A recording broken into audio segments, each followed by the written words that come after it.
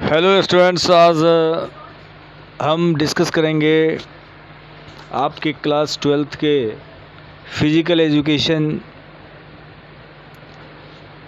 Subject का पहला chapter planning and sports.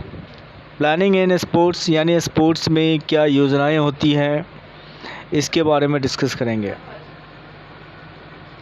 सबसे पहले आपको ये जानना है जो इसके सिलेबस प्लानिंग एंड स्पोर्ट्स में क्या क्या आएंगे।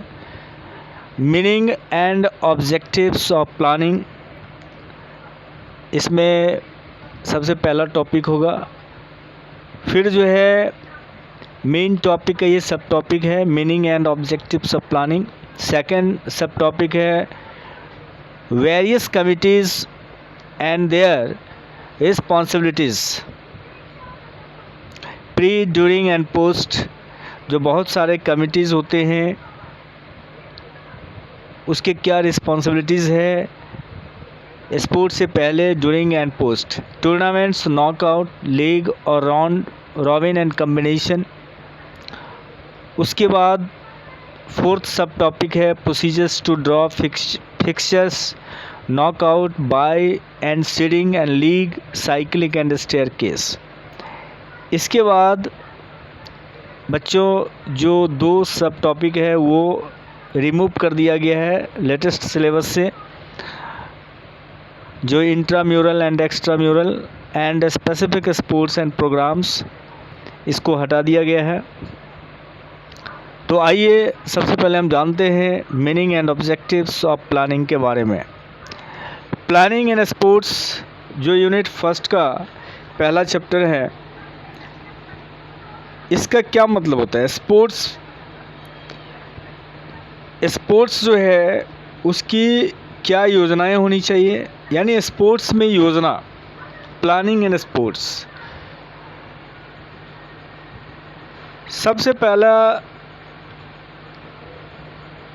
जो बातें आती है meaning and objectives of planning, यानी इसके अर्थ क्या है, इसका उद्देश्य क्या है, इसको जानें।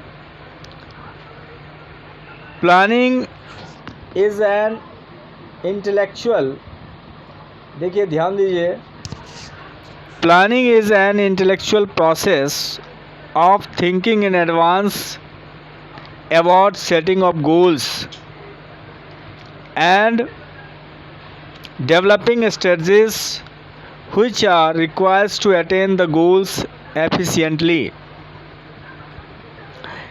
इसका मतलब ये है जो योजना जो होता है ये एक इंटेलेक्चुअल प्रोसेस है, एक बुद्धिमानी प्रक्रिया आप कह सकते हैं सोचने की, इन एडवांस में, यानी पहले ही किसी काम को करने से पहले अगर हम कोई चीज़ सोच लेते हैं एडवांस में,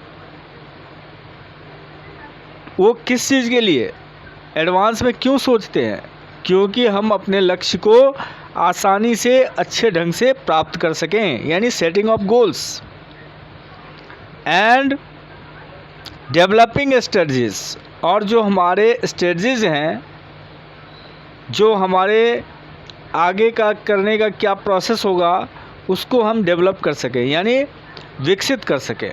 विच आर रिक्वायर्स, जो रिक्वायर होता है to attain the goal, goals को यानी लक्ष्य को पाने के लिए, एफिशिएंटली, बहुत अच्छे ढंग से हम गोल्स को यानी लक्ष्य को पा सकें। इसलिए हम पहले ही यानी एडवांस में एक जो है प्लानिंग कर लेते हैं, मतलब एक प्रोसेस जो है सोच लेते हैं, उसी प्रोसेस को हम क्या कहते हैं, प्लानिंग। तो इसे आप अच्छे ढंग से पढ़ लेंगे। Planning is an intellectual process of thinking in advance about setting of goals and developing strategies which are required to attain the goals efficiently. तो किसी काम को करने से पहले, किसी लक्ष्य को पाने से पहले अगर हम कोई पहले से सोच लेते हैं, थिंकिंग कर लेते हैं एक सिस्टमेटिक वे में, तो उसी को हम लोग प्लानिंग कहते हैं, यानी एक योजना कहते हैं। जो हमें क्या क्या करना है, कैसे करना है, ताकि हम अपने लक्ष्य को, एम को पूरा कर सकें। अब देखिए meaning and objectives of planning. Second definition है, planning is a way to systematise, direct and organise the events और competitions and extract the advantage and benefits of the available resources। Planning एक ऐसी प्रक्रिया है जो किसी भी चीज़ को सिस्टमेटाइज करने के लिए, सिस्टमेटिक ढंग से पूरा करने के लिए, डायरेक्ट करने के लिए, एंड ऑर्गेनाइज और संगठित किसी भी इवेंट्स को ऑर्गेनाइज करने के लिए या फिर कंपटीशंस को ऑर्गेनाइज करने के लिए, एंड एक्सट्रैक्ट द एडवांटेज और उसके क्या लाभ हो सकते हैं, एंड बेनिफिट्स क्या हो सकते हैं, ऑफ द अवेलेबल रिसोर्सेज, जो अवेलेबल रिसोर्सेज है उससे हम कैसे अपने उद्देश्य को, यानी जो हमारा एम्स है, जो हमारा लक्ष्य है, जो हमारा ऑब्जेक्टिव है, उसको हम कैसे फुलफिल कर सकें। अब देखिए, planning is the process of making a sequence of work for future line of the action.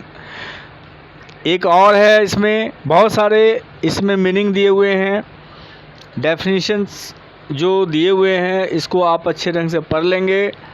Planning एक ऐसी प्रक्रिया है, planning is the process of making a sequence of work, किसी काम को सीक्वेंस यानी अच्छे ढंग से करने के लिए, फॉर अ फ्यूचर लाइन यानी फ्यूचर में, फ्यूचर लाइन ऑफ एक्शन यानी भविष्य में किसी काम को अच्छे ढंग से करने के लिए जो हम प्रक्रिया अपनाते हैं उसे ही हम प्लानिंग कहते हैं, यानी योजना कहते हैं। अब देखिए एक और है, the success of physical education programmes develops upon the efficient staffing, food, direction, proper control, well supervision, good coordination and minimise the chances of lapses. तो देखिए बच्चों, जो फिजिकल एजुकेशन की जो सफलता, यानी फिजिकल एजुकेशन प्रोग्राम की सफलता, ये डिपेंड करता है अपॉन एफिशिएंट स्टाफिंग, जो एक कुशल स्टाफ हो, फूड हो, भोजन भी होना चाहिए, डायरेक्शन की भी ज़रूरत है, उसके बाद प्रॉपर कंट्रोल होना चाहिए उस पर, वेल सुपरविज़न और अच्छे ढंग से उसका सुपरविज़न भी होना चाहिए, गुड कोऑर्डिनेशन और आपस में समन्वय यानी तालमेल भी अच्छा होना चाहिए, and minimise the chances of lapses, और जो लैप्स होने का चांस भी कम हो सके, कुछ खोने के लिए हमारे पास ज़्यादा कुछ ना हो, इसलिए प्लानिंग किया जाता है। अब आइए ऑब्जेक्टिव्स ऑफ प्लानिंग, बहुत इम्पोर्टेंट। प्लानिंग के उद्देश्य क्या होते हैं? पहला पॉइंट है, to keep control over all activities which suggests that planning and control are connected with each other। मतलब कंट्रोल होना चाहिए, keep control over the all activities, सभी एक्टिविटीज़ पे कंट्रोल हम कर सकें, इसलिए प्लानिंग के ये ऑब्जेक्टिव का पहला पॉइंट है।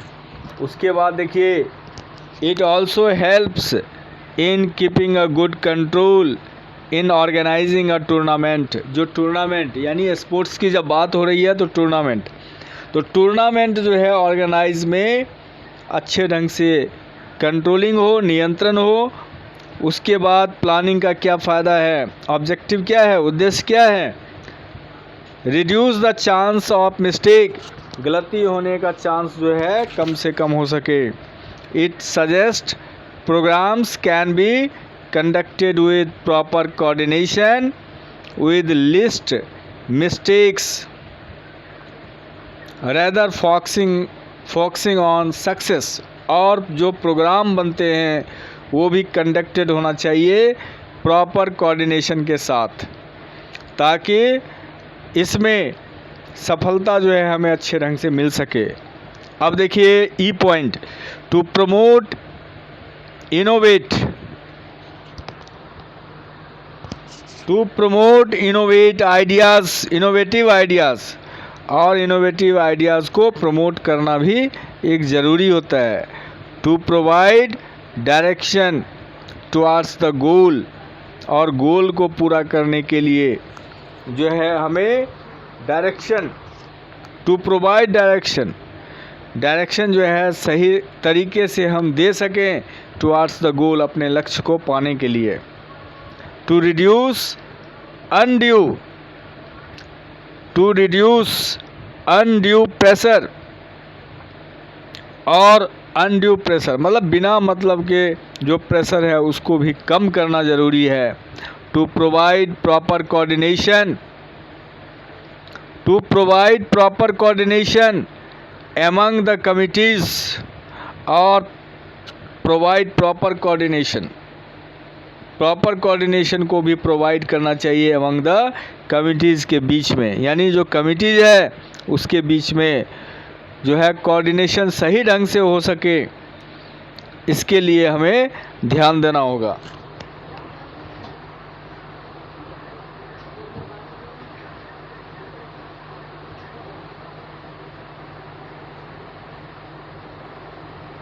अब देखिए आज हम लोग जो है बस इस पॉइंट को पढ़ेंगे। इसमें बच्चों जो हमारा ऑब्जेक्टिव्स ऑफ प्लानिंग है ना, एच के बाद जो है हमें अब ये ध्यान देना है,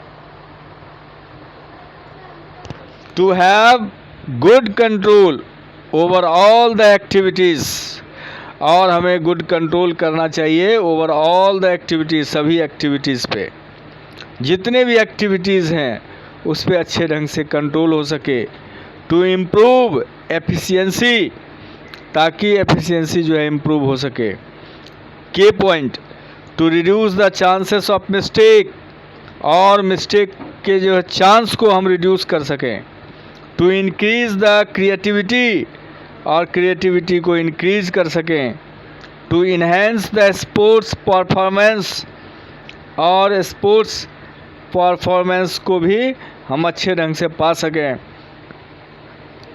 टू प्रोटेक्ट एग्जिस्टिंग फैसिलिटीज़, और जो फैसिलिटीज़ है उसको भी प्रोटेक्ट कर सकें। Provide new facilities to meet demand, और जो न्यू फैसिलिटीज़ है डिमांड को पाने के लिए वो भी हो सके। हेल्प्स इन डिसीजन मेकिंग, और डिसीजन मेकिंग में जो है हमें मदद मिल सके। तो बच्चों आज के क्लास में बस इतना ही।